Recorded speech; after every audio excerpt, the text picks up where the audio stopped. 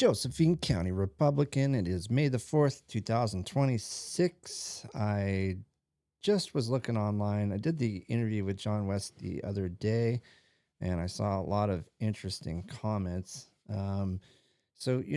Back when John was being recalled, I really wasn't paying attention to local politics like I am now. Honestly, I didn't even want anything to do with it. To me, back then, it was just a bunch of noise, people arguing, drama all over the place, everyone mad at each other, and I was pretty good at staying out of it, honestly. So I cared about the community. I just wasn't trying to jump into politics.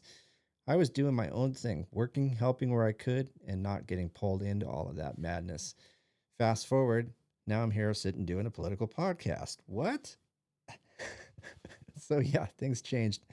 The reason I'm doing this episode is I was looking at this stuff online, people that were saying John West was responsible for or somehow involved in a bunch of these lawsuits that we talked about in the interview. I kept hearing people bring up the recall as well, and I realized that I didn't really have anything to say about it. I haven't actually looked into it myself. So instead of repeating stuff I saw online or listening to anybody else, I went directly to the source. I went and talked to John about it. He sent me this thing. It's a flyer. And I also went and researched these court cases. There was a list of court cases that I was able to obtain, which if anybody is wanting to see that stuff, I can definitely give that to you. I have multiple documents. But anyway, we're going to pull up this flyer, and it's something with John West campaign, and it basically lays out his side of all of this. So what I'm doing here is just going to walk through what I found and seeing what actually lines up. On the front side of the flyer, it's pretty straightforward. Lower taxes, stop government waste, oppose the gas tax, support law enforcement, standard campaign stuff. He lists endorsement from the Republican Party, United Conservatives, and the Taxpayers PAC. Nothing unusual there. The backside is where it gets into the actual meat of the accusations that happened when he was recalled. He's got a section there called Truth Matters, and it's basically his response to what has been said about him. So first is the pipe fork situation. According to him, the county didn't lose money. No water source was lost or put at risk, and the property and the timber were worth more than what he was being offered. Then the budget and law enforcement issue, he says he pushed for accountability in spending. And that was, he wasn't the only vote. That's what a lot of people are, kind of trips me out. People go after a single commissioner when it's the board of commissioners.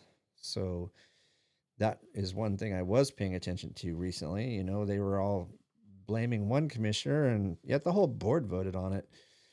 So, you know, he was the only vote against cutting law enforcement and public health. John, voted against that. So then there's the ethics complaints. We all heard about that. He says multiple complaints were filed, but all of them were dismissed. He also says there was no labor law violations, no public meeting violations.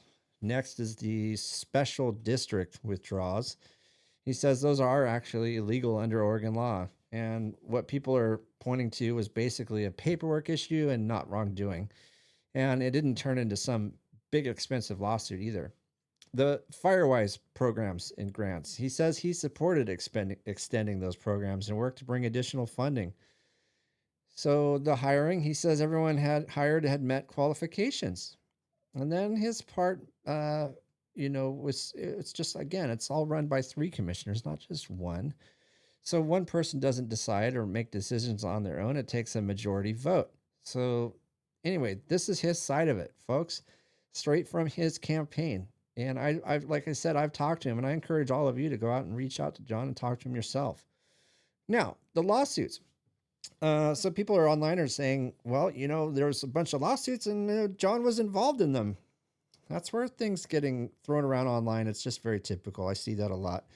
Accusations and stuff like that come online, and you hear, and so the 42 lawsuits we talked about in the interview, and immediately that sounds bad, but it really, the bad part about that is taxpayers are funding insurance to defend those cases, and it's a great deal of money. So I went and tracked down what that number actually came from, the 42. There was a Westlaw list showing 42 federal court cases tied to Josephine County or Josephine County related defendants over a certain period of time. But here's the key point, and this is where a lot of the confusion is coming from. John West is not listed as a defendant in any of those cases, not a single one. In fact, John West in some of these wasn't even the commissioner at that time. When you actually look through the case names and what they involve, this isn't 42 lawsuits against one person. It's a collection of lawsuits where Josephine County or departments within the county show up as part of the case.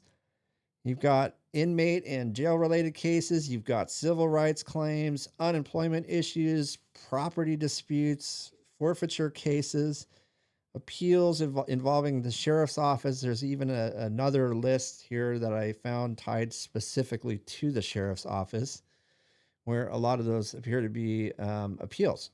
In some cases, things like gun permit denials. There's a separate list for jail-related cases, habeas corpus filings, and general court cases in circuit courts. So depending on how you search it, you can get different groups of cases, but they all have one thing in common. They involve the county as a government entity. So when people throw around that, 42 lawsuits they were all John's fault. You gotta look into stuff before saying stuff online and making it personal. Like it's tied directly to John West. It's not. But when you actually look at the records and what it shows, a range of legal cases over 10 years, actually more. Again, it's based on everything I went through. John West is not even named as a defendant in any of those cases that I saw. So for me, looking at this now, that was a bigger thing to clear up for me, because that number, gets repeated, and the 42, like we talked about in the interview, but actually looking into it gives me a completely different impression on what's really there. And like I said earlier, I was in the middle of all this when I wasn't in the middle of all this when it happened. I was probably avoiding it like the plague, like some people. But going back through it now, what I'm seeing is a mix of claims, counterclaims, and actual records that don't always match how things are being talked about online. And there's a lot of that online. At the end of the day, I'm just trying to go through this stuff, looking at what's actually there and trying to make sense of it. That's it. Anyway, folks, Josephine County Republican, you all have a great rest of your night. Talk to you next time.